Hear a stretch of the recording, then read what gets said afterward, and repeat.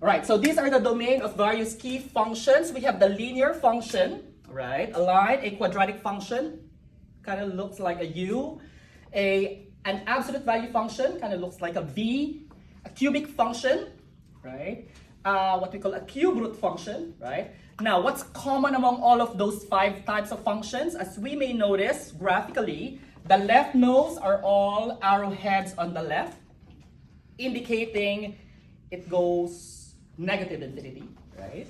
And the right arrowhead indicates that it goes to positive infinity. In short, it goes endless towards the right side of the function as well, right? So with that being said, any of those 5 types of function should always have their domain all real numbers, right? In interval notation from negative to positive infinity.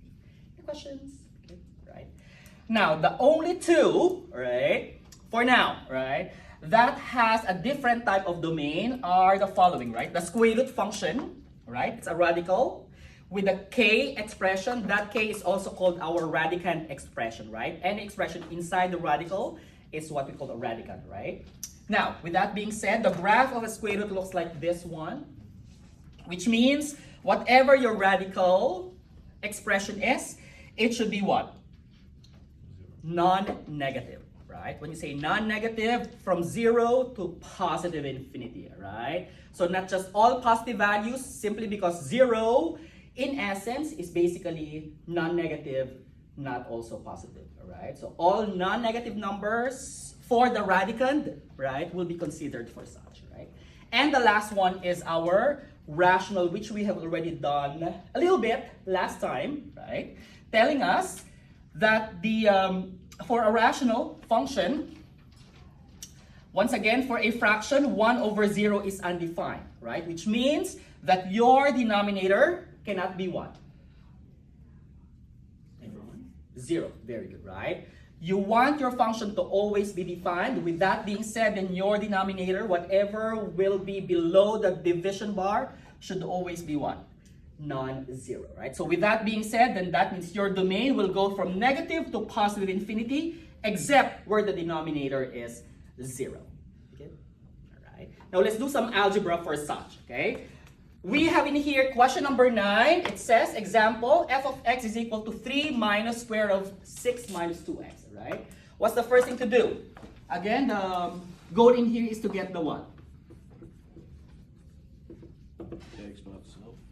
The domain. All right. Okay. So first, how to determine its domain?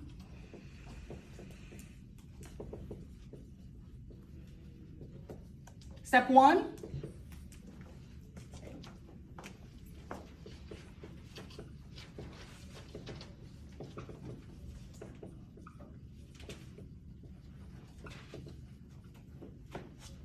What do you think is a key function related to this one? If you have 3 minus square root of 6 minus 2x, what key function is related to such? Square root. Square root. Very good, right? So that is correct. Thank you. This is a square root, right? Abbreviation SQRT. And actually in your decimals, if you put SQRT, it automatically will give you a square root. Right? Right. So that's a square root function. Step number 2. For square root function, good. What do we do? Consider its radicand expression, and that should be what? Greater than or equal to 0, right? So again, for a square root function, we say in here what? Then, what is the radical expression in there? What's the expression inside the radical symbol? Let's see. 6 minus 2x, very good, right? So this 6 minus 2x, the radical or radicand expression, should be what? Greater than or equal to 0, right? So once again, according to our key feature, your k, or the term inside the square root, should always be non-negative, right? So that means what? 6 minus 2x should be greater than or equal to 0. Okay. Now, what we're going to do? Let's do this algebraically, right? Step number 3. Solve for x in the inequality, all right? So let's solve for x and the inequality in here. When you say solve for x must be on the left side of the equation on its own, right? So what do we need to get rid of first? The 6 or the 2?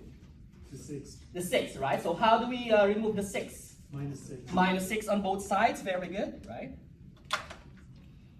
Minus 6.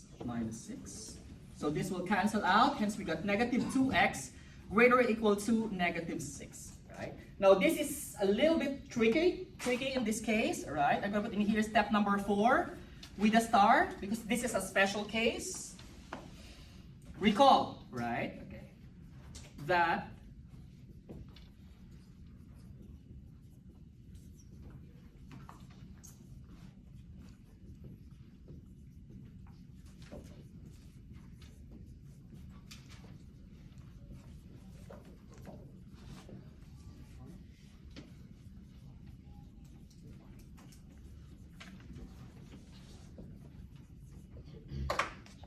anyone who can read that one, our step number 4. Again, I put a star because this is a special case, right? Anyone? Anyone who can see it from there? Sir, can you see it from there? Recall? Recall that multiplying Or dividing? or dividing by negative numbers will receive Reverse? or reverse Inequality. Thank you. That is correct, right? So as we may notice in here, what do we do to remove the negative 2? We divide both sides by negative 2. Very good. So if we do that one, negative 2 on both sides, right? There is a different color. Then this is going to give us what? This will cancel out, hence x. What's negative 6 divided by negative 2? Positive 3, right?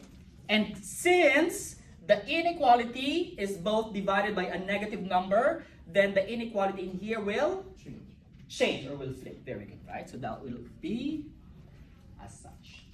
We good? Okay. Again, that it will only happen if you divide or multiply by a negative number, right? But if you multiply or divide by a positive number, then it will not change. Okay? Right? That's technically called the multiplication property for inequality. All right? Step number 5. And this is usually the case for our web assigned homework. It will always say, or almost always say, use the inequality, use the interval notation, right? So put in here, convert this inequality to interval notation, right? In short, those with the parentheses and brackets, all right? So what's that gonna be? What's the domain in interval notation? When you say x less than negative 3, less than or equal to 3, what's this gonna be? In a comma. What's the smallest value? Negative infinity. Very good. Bless you. What's the largest value? 3. Very good. Now, parentheses or brackets, right? Easy. For infinity, it's always gonna be what? Parentheses, because infinity is always gonna be not an exact value. 3 with an equal sign, that means what? Brackets. Good. Right. And I would say in here, step number 6, to increase your confidence with your work, you can verify it by graphing.